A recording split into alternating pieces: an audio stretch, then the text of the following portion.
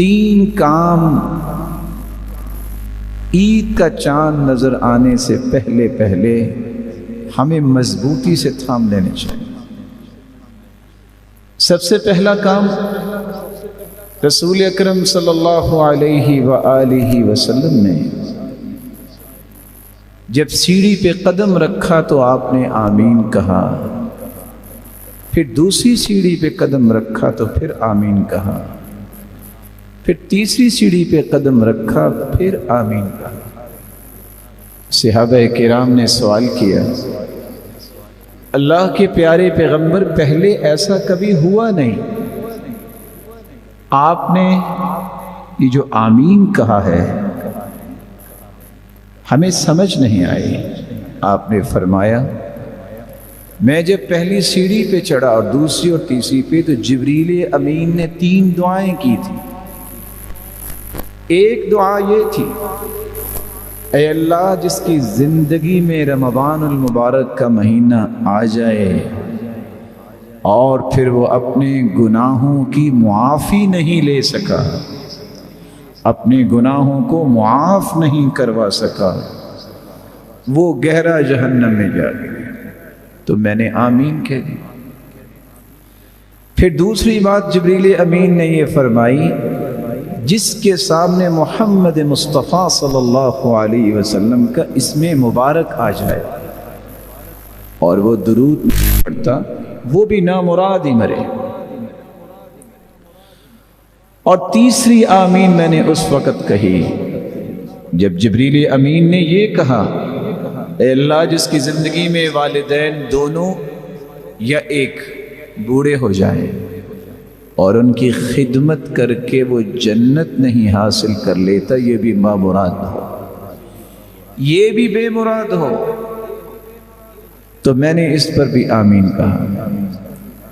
تو آئیے ابھی بھی یہ مبارک گھڑیاں اور ساعتیں موجود ہیں۔ فَأَحْسَنَ وُضُوءَهُ، جو وضو کرتا ہے اور خوبصورت وضو کرتا ہے۔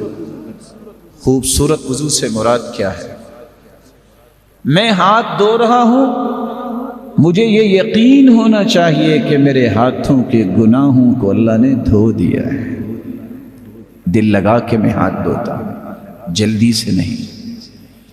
میں جب اپنی انگلیوں کا خلال کرتا ہوں تو حدیث کی روشنی میں ان جگہوں میں چھپے ہوئے ناخنوں کے نیچے بھی جو گناہ ہیں اللہ اسے بھی معاف کر دیتے ہیں۔ چہرے کو دھوتا ہوں تو اس تسلی سے دھوتا ہوں کہ آنکھوں کی پلکوں کے نیچے حتی تحت اشفار عینی اللہ ان گناہوں کو بھی معاف کر دیتے ہیں، دھو دیتے ہیں۔ اچھا وضو کرنے کے بعد 2 رکعتیں پڑھی جائے،